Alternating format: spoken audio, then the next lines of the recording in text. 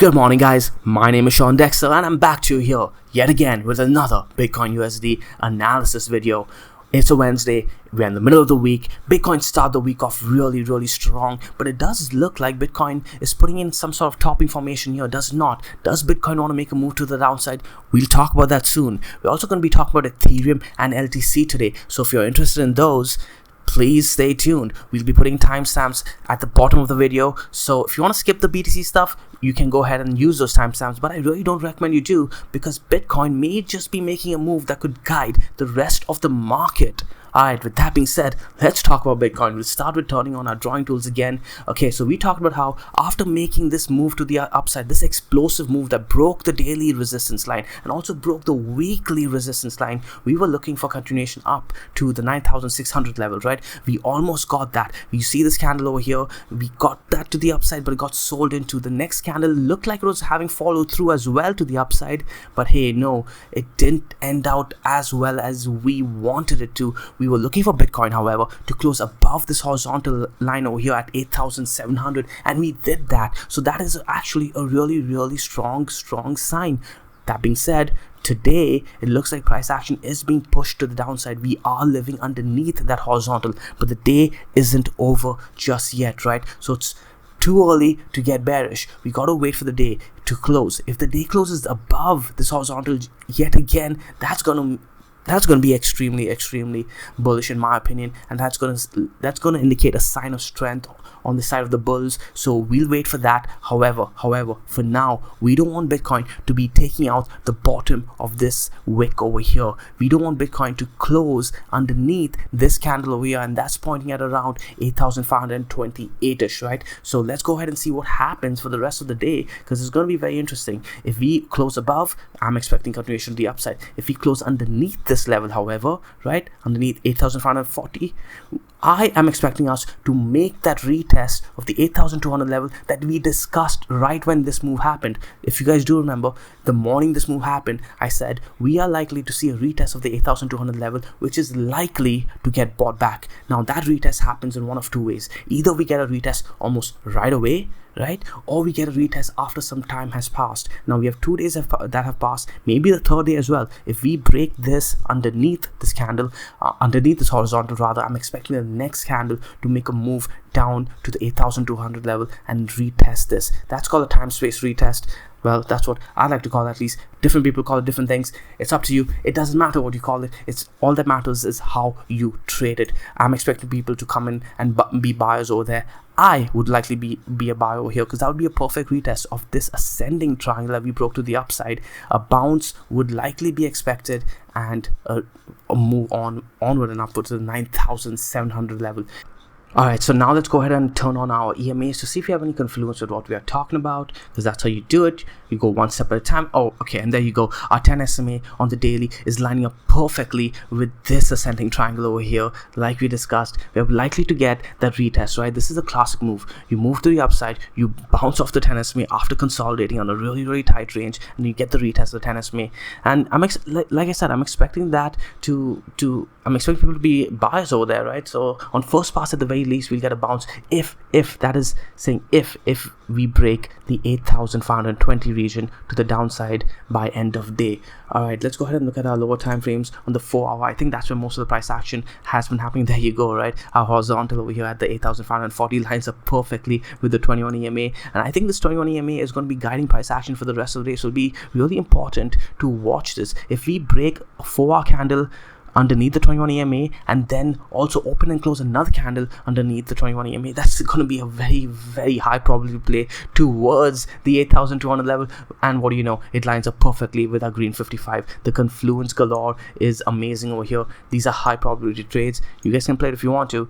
It's up to you. I'm not your financial advisor. I'm just telling you my thoughts on how I think things are going to play out. But all of this is looking, yeah, it looks like things are panning out the way we had discussed a couple of days ago, right? So let's keep an eye on that for sure. Also want to talk about this guy over here. We talked about this yesterday, guys, and this is really important. Well, okay, so let's go over this quickly, because we talked about this yesterday. We talked about how this was putting in a symmetrical triangle yesterday after we had this move to the upside, right? We looked at this, and remember what I usually say about symmetrical triangles. they are equal opportunity trades to either side. But when we are in an uptrend, it's likely to break towards the upside more than towards the downside. However, I said that this is more likely to break to the downside. Why? Because I've been actually keeping track of these patterns on an Excel sheet where I keep track of the probability of where they've been breaking, right? And I've noticed that whenever you have an impulsive move to the upside, on the lower time frames, you put in these really obvious patterns that retailers are likely to see. These are so obvious. And then you get the FU move towards the downside instead of the upside, draw on all the liquidity, trap all these traders over here, and then you start consolidating before you actually get your move towards the upside. And that's exactly what we got, right? Our measured move was, we were targeting something around 8,571, which lined up with these guys over here, but we actually overshot it, right? And now look at that. So these are the kind of things that if you put in the hard work, guys, you'll have that extra edge over everybody else. And edge is all that matters when you are a trader. Don't gamble. Keep your edge on your side and play your edge. All right, so I won't lecture you guys on that anymore. I'm not a financial advisor. Hopefully in time we'll all be thinking the same way. That's what these videos are for. Hey, so yeah, okay, so we talked about the 1 hour, we talked about the daily. Let's go ahead and look at Bitcoin on the 3-day. Okay, and this is the thing, right? When you look at Bitcoin on the higher time frames, it's hard to be bearish on this. I mean, this is just a blip, right, in the grand scheme of things. Look at the move. We've been following Bitcoin mostly on the 3-day. That we got this entire trade here by looking at the higher time frame, and keeps it easy. It's hard to be bearish just by seeing this little small red box, right? Yes, if we do break this, we're likely to come and test this here, but even then, this is still fine. Like, when is the next 3-day closing? Okay, this closed on 28th of May, which lines up with towards the, okay, the next 3-day is on the 31st May, and that is going to be the end of the month as well. And yeah, we talked about the monthly as well. The monthly is looking really strong, as you can see. Let's turn on our EMAs. Yep, this is, again, it's okay. So like I said, like we discussed, unless we see a strong bearish move where we close underneath 7,763, Bitcoin is going to confirm a new high on the monthly, and that is Bitcoin making a strong statement. Because if you can see, it's been 4 months now. What's the move we've made from the bottom? It's 153%. Okay, these in 4 months we've moved 153% to the upside. Even if we make a move all the way down to 7,000, to be honest, it's not going to mean much, right? It's just going to we're finally going to make a lower high, a high or low, before we probably have continuation to the upside. Okay, if we're going on to the weekly, let's look at our EMAs. Okay, as you can see, 6,300 now is where the 10 SMA is moved up aggressively to. Our buy zone has now jumped up from 5,300 to 5,400, all the way to 5,700 to 6,200. These guys are just applying pressure to the upside on price action. So the longer the bulls keep price action up here, the higher people are going to have to buy if they are waiting for that massive dip. And I know a lot of people are waiting for that big dip to come, but you never know when it's going to come, right? Is it going to come over here, or is it going to come when we're at 10,000, or is it going to come when we're at 11,000? Who knows? So we'll keep an eye on that. Bitcoin's looking really strong. That being said, let's talk about an altcoin, the major altcoin, Ethereum. We'll start with the weekly to see how Ethereum's doing. Ethereum's doing really good on the weekly. Okay, that was the impetus for us to be taking out, well, not taking out trade. We've been taking out trade all the way since the 134 level, right?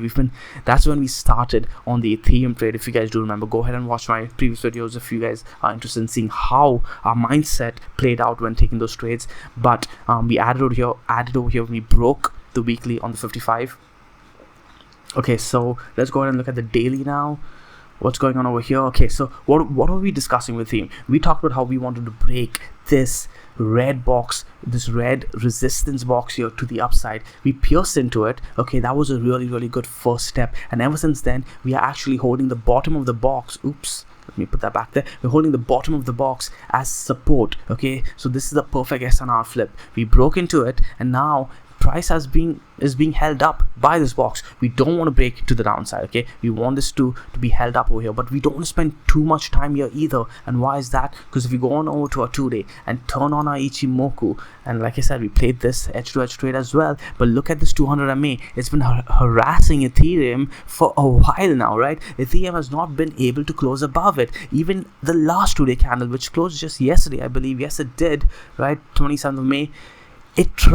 We tried to break above. We got all the way to 280 in fact, but then what do you know, just towards the end of the candle we came and closed underneath, right? And to me, that is an indication of something. We don't want this 200 MA to stay holding price action back for any longer. We want the move to the upside, and I'm expecting it to be an explosive move. If you look at the Tenkan and look at the Kijun, they have flattened out, and when they stay flat for this long, the probability of us coming and testing it again, we already tested once, is more likely. But this time around, I don't think that we are going to test it just this.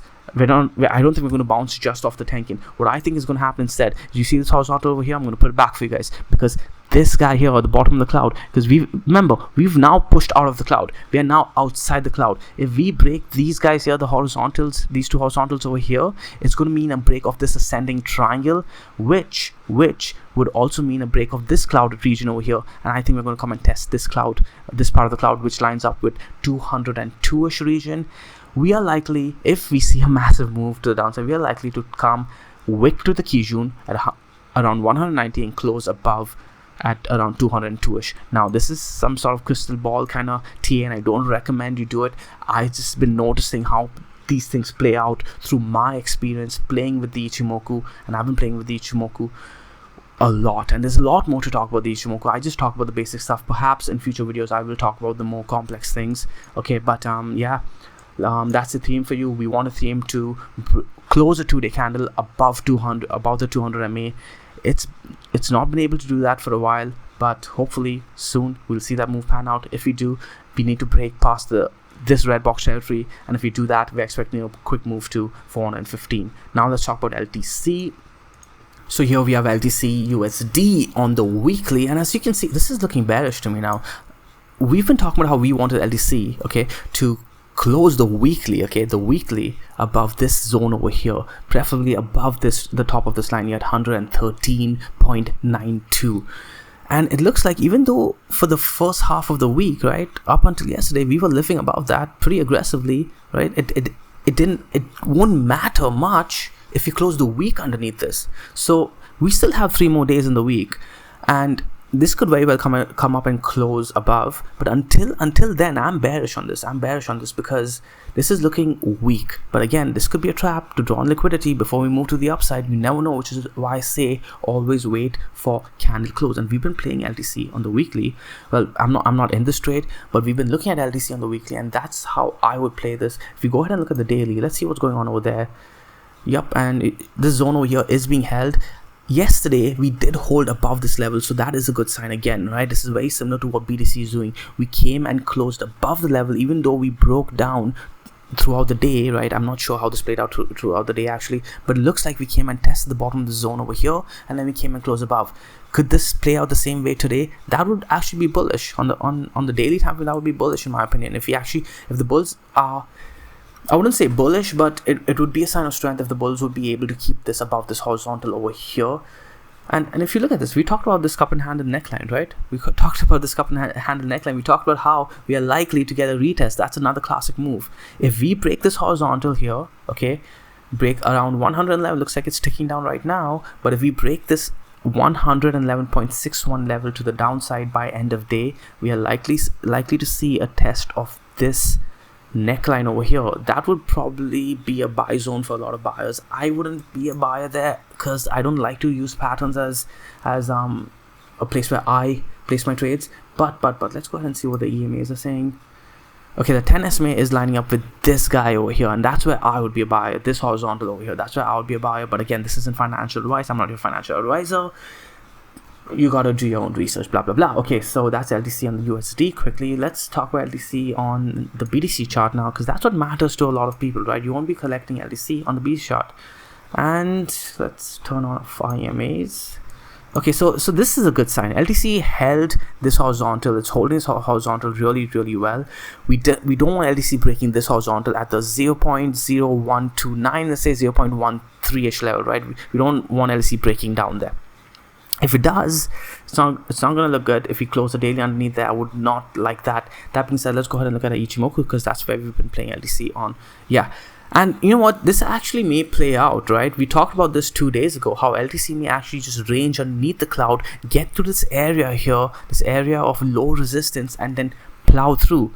If, however, we break into the cloud soon, we are likely to see this test of the Kijun, which would have basically meant a successful C-span trade as well as a successful edge-to-edge trade. So that would actually be really cool. If you go ahead and look at the weekly actually on LTC, okay, yeah, look at that.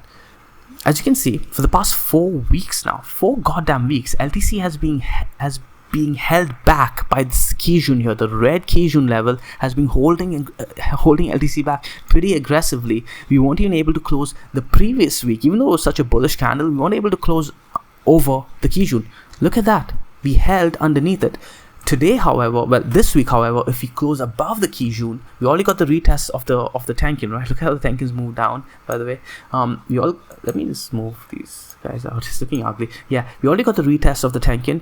If we close above the Kijun, okay, this is where it gets interesting. If we close above the Kijun, this level here, right? Let's mark this out.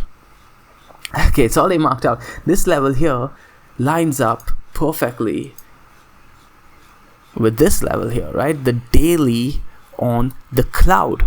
Okay, so this actually adds more credence to our theory, where we either range in this level for a few days, right? If we range here for a few days, before the end of the week, we could probably break into the cloud. However, if we range more than the week, right, we stay here for like maybe another 8 days, we're likely to have our breakthrough to the upside if LTC is bullish. However, we could just break to the downside, and I would not really like that. We'll see a test of the Tenkin, and we'll talk about that if that happens. If we break towards the downside, we will revisit our theory on this. Okay, so that's LTC. We talked about LTC on the weekly, on the daily. Yeah, and BTC, right? What are we waiting for BTC? For BTC, we want to hold this level here on the 8,500-ish. If we break to the downside, we're likely to see the retest of the 8,200-ish. However, if we simply just range over here and do nothing, that's going to give room for the alts to move. I don't know if that's going to be the case. I think BTC is going to make a move, either bounce here and then have our test of the 9,600, or bounce at the 8,200 level.